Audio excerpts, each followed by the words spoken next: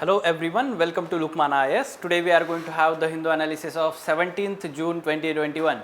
Let us see which are the important articles from today's The Hindu newspaper. Yes, these are the important developments. Let us take overview of all these articles, then we will discuss them one by one.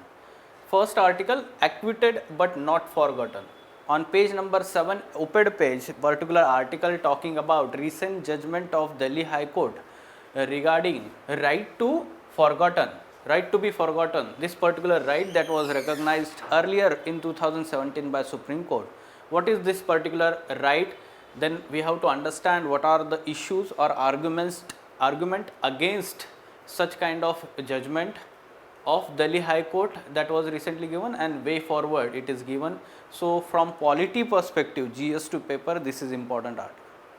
Then closure compensation, right? So this particular article on page number 6, editorial page, this is having the context of Italian marine case of 2012, the incident that happened, and then thereon the continuous conflict that was going on between Indian and Italian government, and then there was the case filed in Permanent Court of Arbitration PCA at Hague, Netherlands, and its award, and now the Supreme Court has put an end to the criminal case against these two Italian marines after the 10 crore compensation is given by Italian government.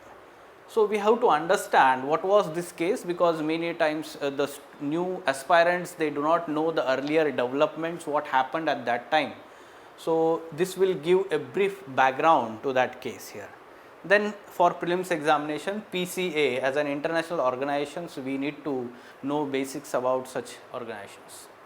Then terrorizing dissent, page number 6, editorial, again it is talking about the recent Delhi High Court granting the bail to two of the JNU students, one Jamia Millia Islamia University student, regarding Delhi riots case, right? So the context of the article is regarding that bail and what are the issues involved in granting such bail. This is important from polity perspective. Then specifically for prelims examination, India to launch Deep Ocean Mission. This Deep Ocean Mission was proposed in Union Budget 2019 at that time, and now it is going to be launched. So the article also mentions about the 6 different components of this program or mission, Deep Ocean Mission, and its significance we will understand from geography perspective. Then cabinet panel approves additional fertilizer subsidy. Now yes, last month in May, after meeting by Prime Minister, high level meeting by the Prime Minister, such decisions were taken to give fertilizer subsidy. Now again the additional fertilizer subsidy is being given. So this is important, we have to understand from prelims examination, Government of India gives subsidies for different commodities. What are these different commodities? We have to understand that part here. Lastly, some COVID-19 developments at national and international stage, and finally some practice prelims MCQs that we will solve today. Yes, first article, acquitted but not forgotten. Now the context of this article is that one of the petitioner in which he was acquitted, in a case he was acquitted. So that case is in public domain, or we can say ruling or the judgment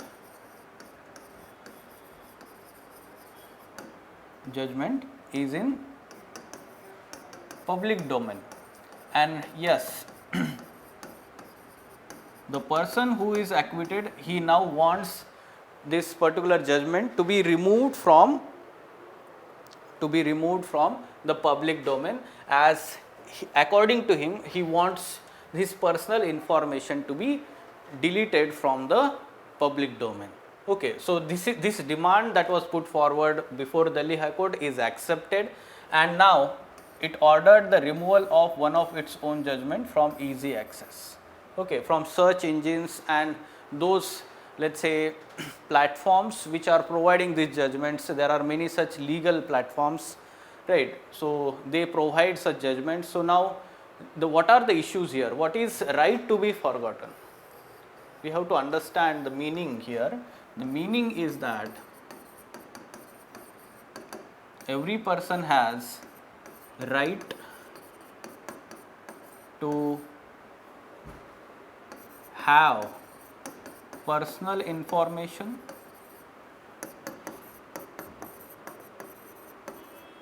removed from public domain.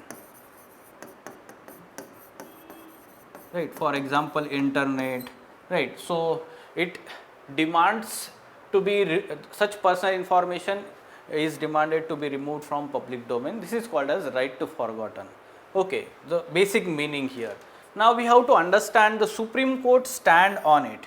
So in 2017, in one of the judgment, Supreme Court has agreed that such right to be forgotten is part of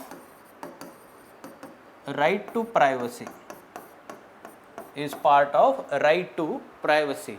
Okay, so now this is very important. However, in the same judgment, Supreme Court has also said that there are some reasonable restrictions, and one of the major reasonable restriction is the counter right of the citizens, that is right to freedom of speech,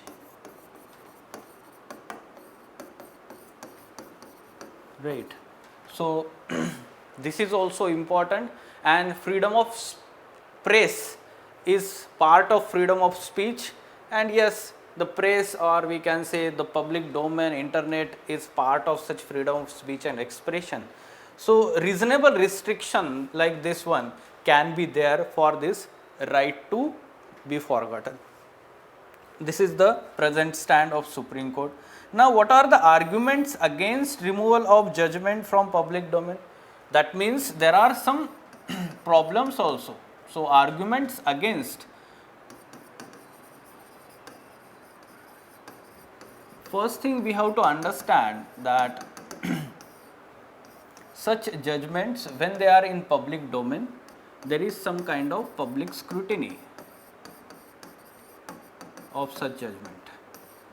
When there is opaqueness, non-transparency in judgments, when the judgments are not in public domain, then there is no public scrutiny, or we can say the scrutiny by the experts in general. So this to some extent affects the administration of justice. Second aspect we have to understand, when these judgments are in public domain, the judges have to maintain their judicial integrity and accountability, right. So yes, judicial accountability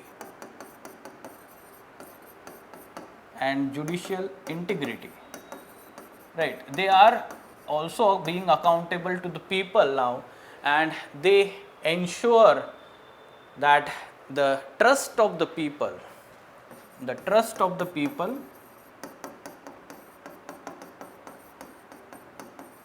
in administration of justice is maintained, upheld, right. So these are the arguments against the removal of such judgments from public domain affects these different aspects here, and therefore some kind of balanced approach should have been taken here as a way forward.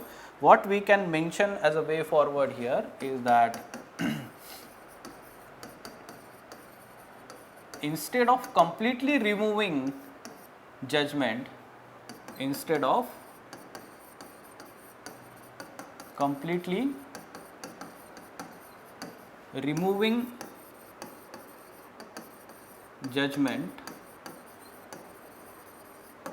the name and personal information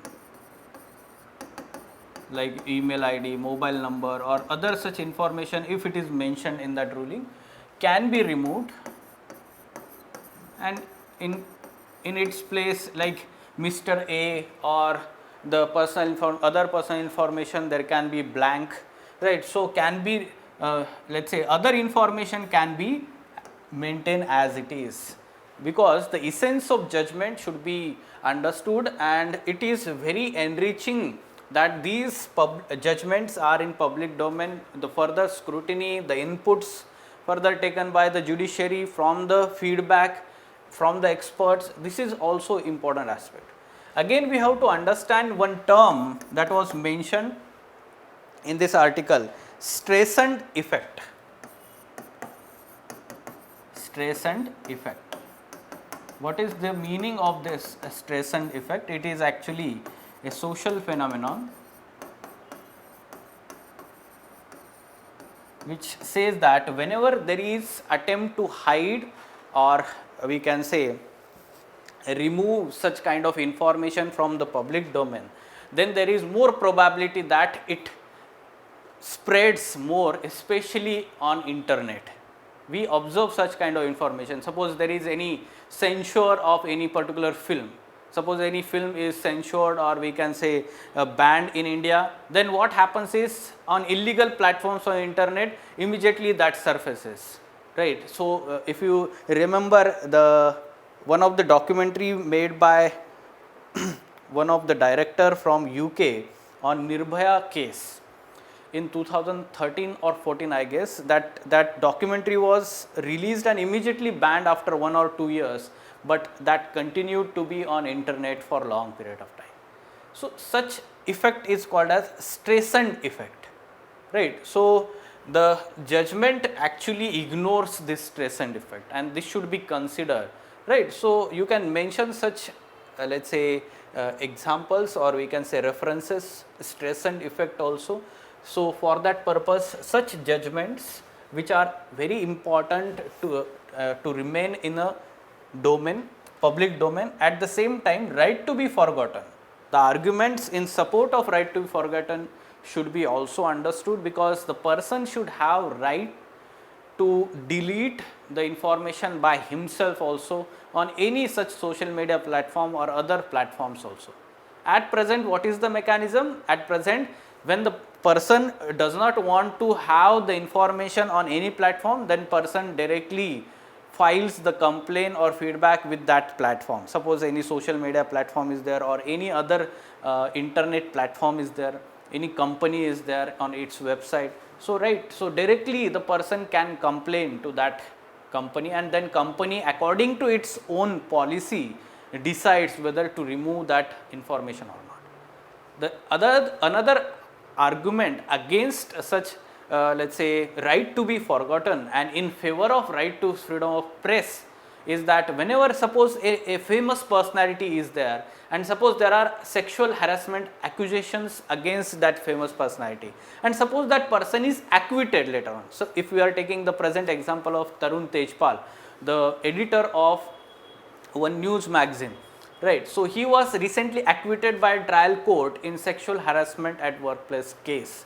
right. Suppose now he is acquitted, and suppose he started demanding that whatever the news articles that were published that tarnished his image, and they are to be removed from the public domain.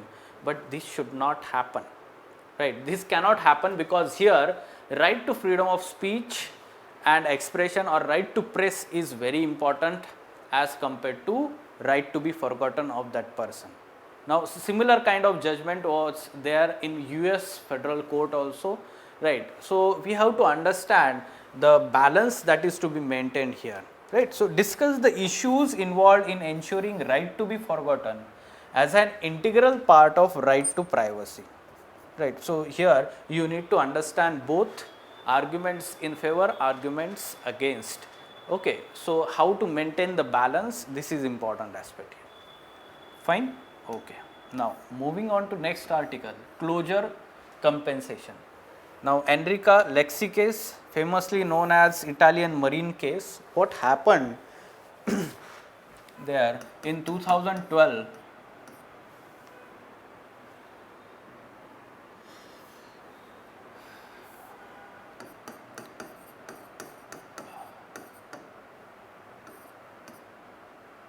off the coast of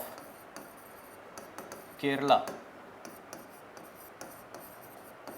in contiguous zone of India.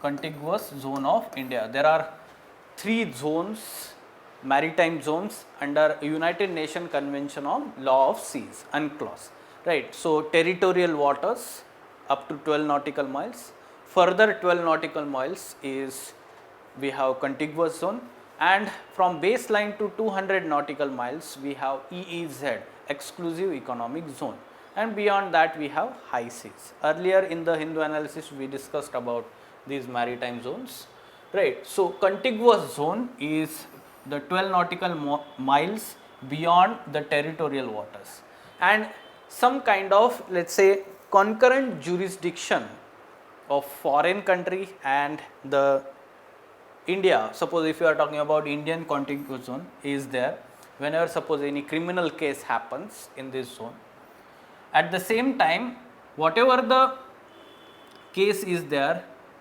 that will be dealt by union government, right. So, actually here after, let us say,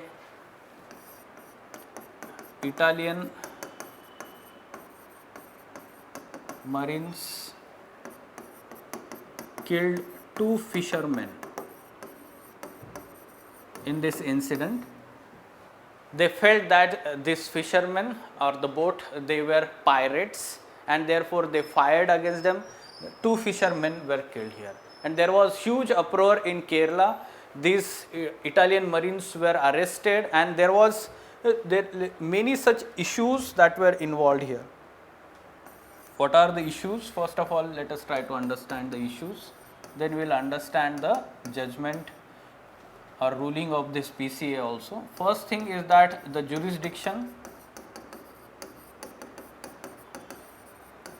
between center and state, right. So, first of all, there was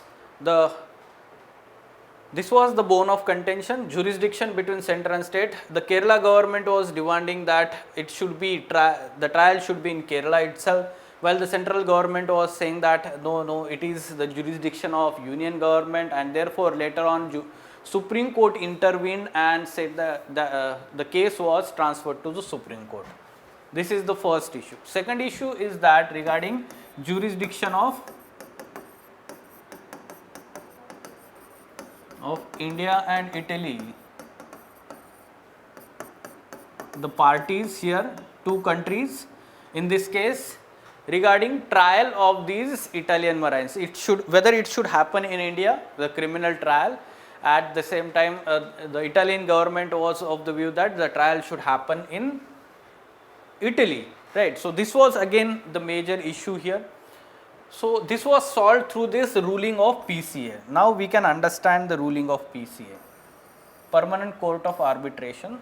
So, both parties went to this Permanent Court of Arbitration to solve this jurisdictional issue, and PCA gave the ruling here and according to this ruling, it said that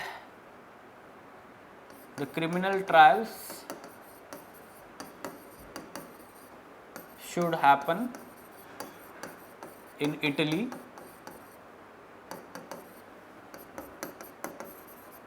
as these 2 Italian Marines were not acting independently, but rather they were acting on behalf of the Italian government, right. So, that is why they have some kind of immunity in India, So, that is why they cannot be tried and punished in Indian courts, right. So, this is the ruling. However, the PCA also agreed for compensation to the families of fishermen and the boat owner, right. So, compensation, why? Because it denies a right to freedom of navigation. These Italian Marines denied the right to freedom of navigation to the fishermen. That is why the compensation is also required, right. So, this was the ruling. So, it cleared the way for, we can say, further in this case, resolving this case. However, later on NIA, what happened, another issue is that NIA invoked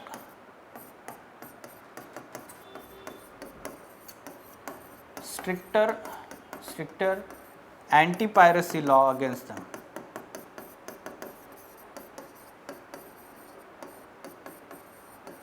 anti-piracy law provisions against them. And now the Italian government was of the view that the stringent punishment, which was also the death penalty under this law. So this was being criticized, and therefore later on such charges were dropped.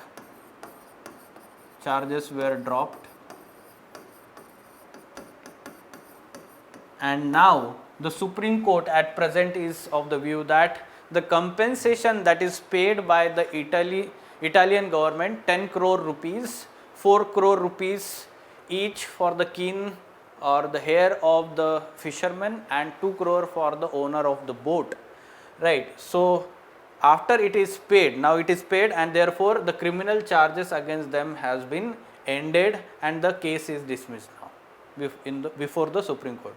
And maybe these Italian marines will be face trial in Italy. Okay. So this is the present situation. Now what lessons can be learned from this case? The lessons that we need to learn here is that early resolution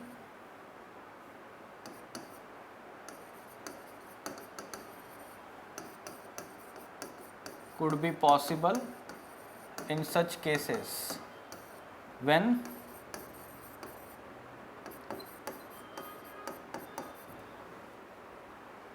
legal sustainability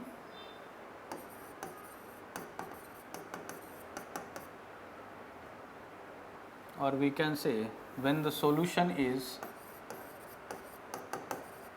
legally sustainable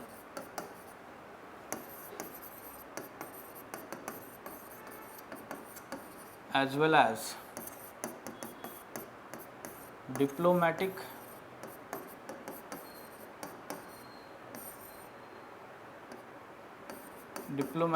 acceptable, right. So here the diplomatic aspect should have been explored by the government so as to have early resolution, right. So we need to understand and balance such aspect here, legally sustainable solution as well as diplomatically acceptable solution.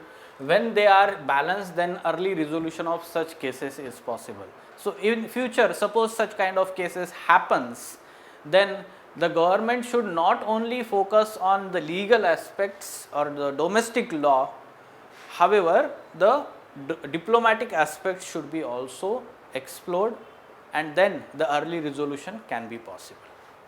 Fine. So you need to be aware about the background of the case, the history and the issues involved, and the lesson learned. Fine. Okay. Now the basic information about permanent court of arbitration.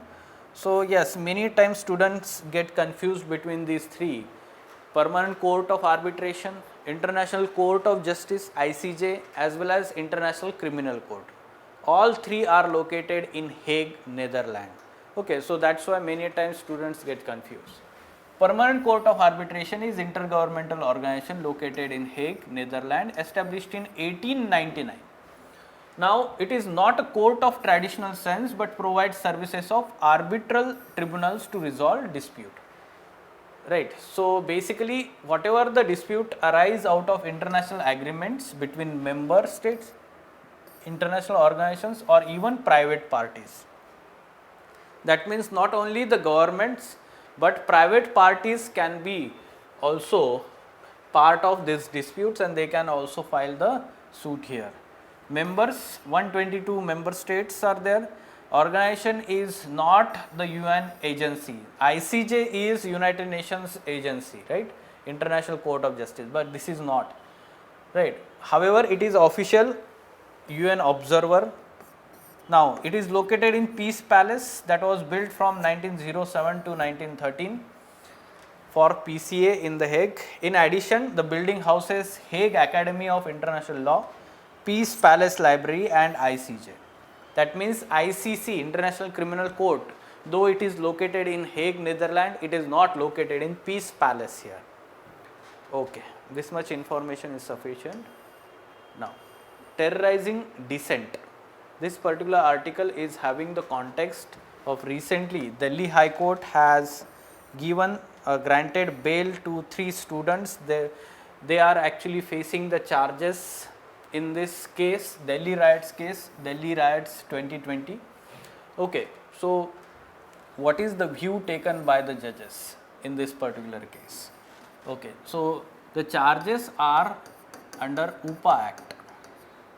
Okay, so this Unlawful Activities Prevention Act is there, which is having some kind of very stringent punishment, and it generally deals with those accusations of terrorism or terrorist related act, or those acts which affect the security of the country, right. So in this particular case, the judges have understood and taken the view that students were not involved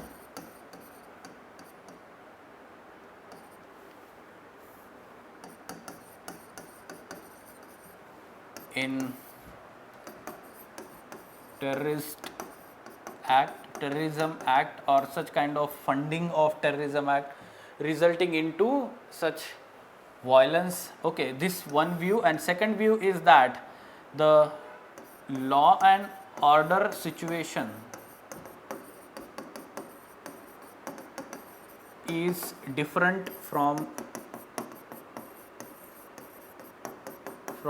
security of the state, right. So this is very good argument that law and order situation is different from security of the state. So yes, those having certain accusations of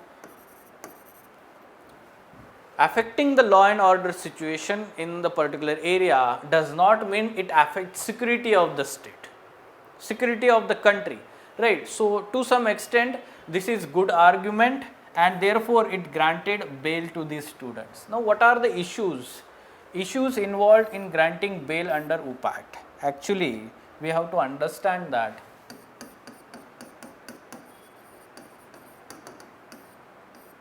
there is one provision of granting bail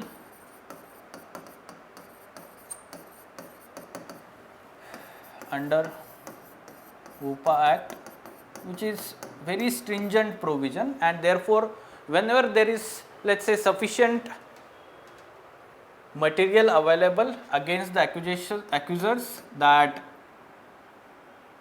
under this UPA Act provision, then the court can deny the bail. Now another provision under this UPA Act is that those who are accused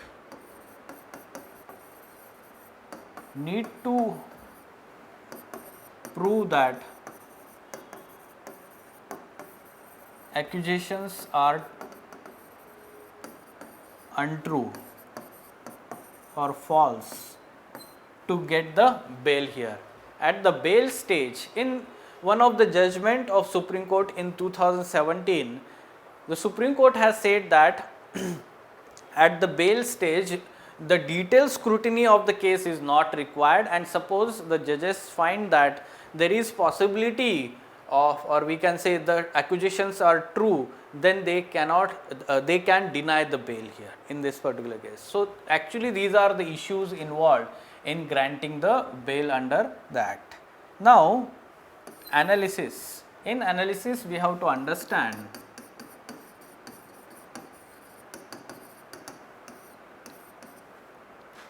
UPA Act or NI Act, actually they are having some kind of intention, a good intention, like for example security of state, ensuring law and order in the city, rule of law, rule of law in the country, right. However, to some extent it gives, let's say, huge amount of powers in hands of state or law enforcement agencies, and there is possibility that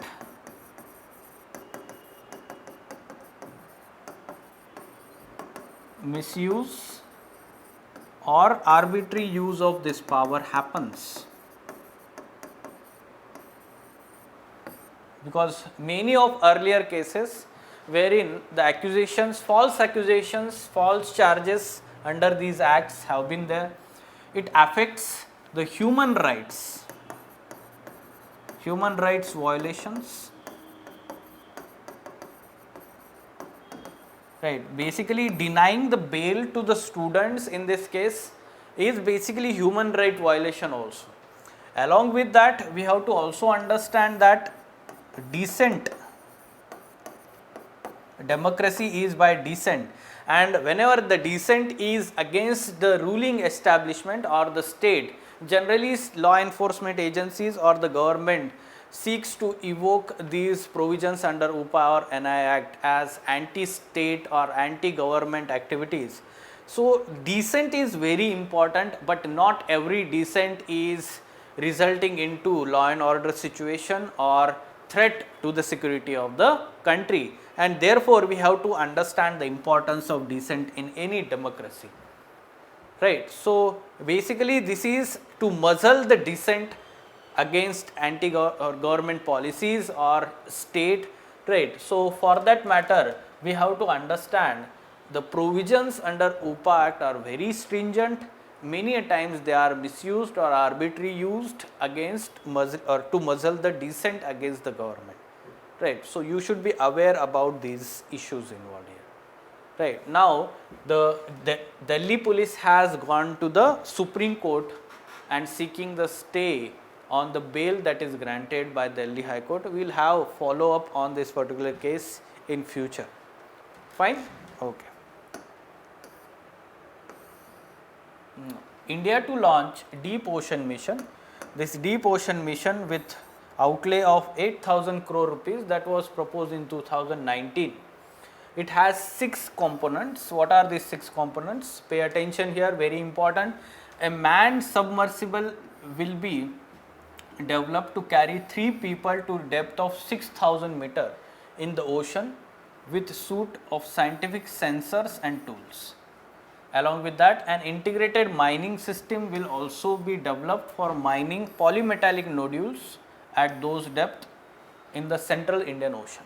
Why this development? Because earlier India has been allotted a site of 75,000 square kilometers in central Indian Ocean basin by UN International Seabed Authority. This UN International Seabed Authority was established under UNCLOS, United Nations Convention on Law of Seas, for exploitation of polymetallic nodules, PMN, right. So these polymetallic nodules in the seabed contains iron, manganese, nickel, cobalt. They are very important for energy security of the country. Along with that, industrial raw material for industries. Now second, developing ocean climate change advisory services, then searching for deep sea flora and fauna including microbes and studying ways to sustainably utilize them. They can be in future commercially exploited. This information is important. To explore and identify potential sources of hydrothermal minerals that are sources of precious metals found from the earth's crust along with Indian Ocean mid-oceanic regions.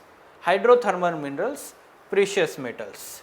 Then studying and preparing detailed engineering design for offshore OTEC, ocean thermal energy conversion power plants or powered desalination plants. This is also important. Such kind of desalination plants powered by OTEC. Now what is OTEC? Ocean thermal energy conversion, one of the important source of energy from the oceans.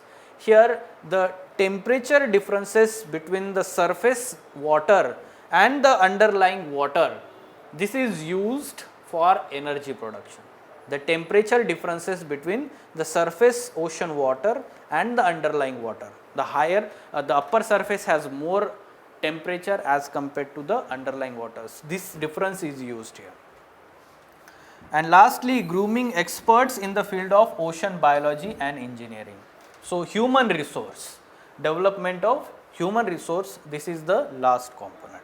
So remember these 6 components because many times UPC has tendency to ask in mains examination some factual information, factual questions. Like last year they asked in GS3 paper, National Clean Air Program, NCAP, right? So that was launched in 2019, but asked in this year's exam, mains examination, right? So such kind of question can be asked, like they can talk about what are the different components of deep ocean mission and its significance, right? Its significance you need to understand. In significance, first is the energy security.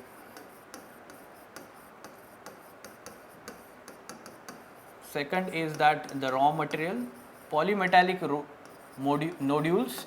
Just now we talked about yesterday or the day before yesterday, we were talking about the relationship between China and US, how it is going to be impacted because of this polymetallic nodules, right? So they actually provide raw material for electronics industry. In future that can be used for electric vehicles also, and the solar power plants, right? So this is very important aspect in terms of raw material for these industries.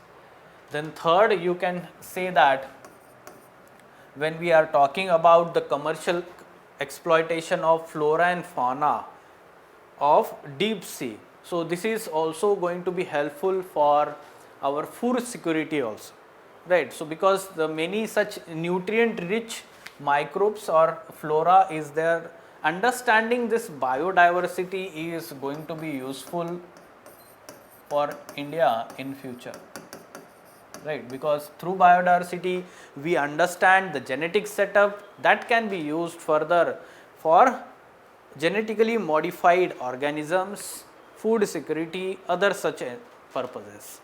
Fine? Yes. So this is important information both for mains as well as prelims exam. For mains, this is GS1 geography part.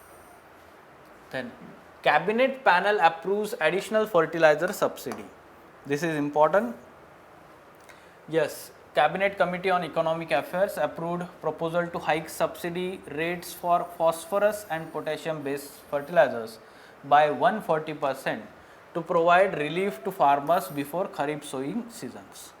Unlike urea, where the center sets fixed maximum retail price, for urea fixed maximum retail price is there by the government. Non-urea fertilizer prices are decontrolled by the government, with center fixing nutrient based subsidy rates. Okay, so that means nutrient based subsidy is given for non-urea fertilizers in India. This is actually the policy of present government, NDA government. When it came to power, it decontrolled non-urea fertilizers and it gives nutrient based subsidies at different rates. Now, Government of India provide majority of subsidies on following items. First is fertilizers, then food, then in fuel we have kerosene and LPG for domestic purpose, LPG cylinders. So on these important areas the subsidy is given by the government. Fine. Now COVID-19 related developments. Now Delhi government has taken good decision. It is going to train 5,000 youngsters as health assistants in coming weeks. These community nursing assistants will be trained in basic nursing, paramedic, life-saving, first aid, home care, sample collection, oxygen concentrators and cylinder operations among the other procedures. These assistants or community nursing assistant will work as assistants to doctors and nurses and pressed into service as and when needed in future, right? In another development, the drones are going to be used to deliver COVID-19 vaccines. So ICMR has invited expression of interest for drone operators to develop delivery model for delivering COVID-19 vaccines in remote and hard to reach geographies of the country. So many such areas are there in Himalayan region, if you are talking, or in northeastern India, or many times the flooded region. In next 4 months there will be many areas flooded, especially in northern plains. So in those areas, for the delivery of these vaccines in remote areas, hard to reach, so This is going to be very helpful. In future we may see such developments. Now what we can use here, because in 2020 mains examination GS3 paper, there was one question regarding role of technology in pandemic management.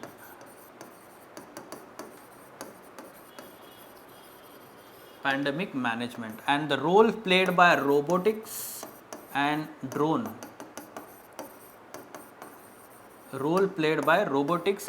This is very important, because we have seen many such robots were developed for delivery of food in the hospitals, for let's say reducing human interface with the patients, COVID-19 patients, right? So the essential drugs, they were delivered by these robots to the patients, right? So use of robots, along with that drones. Now drones are being, let's say, explored as a delivery model for delivering COVID-19 vaccines in remote areas. This is the application, and these technological developments are helping in pandemic management. Use these examples in your answers, such kind of examples.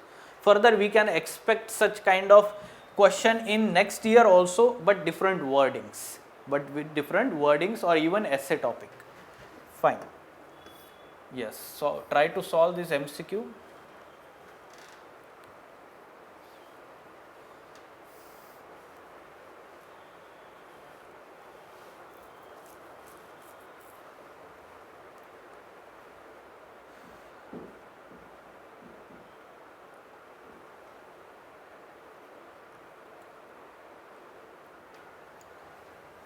Yes, so such kind of question from the basic information, general awareness, many times we miss such information that is there in newspapers.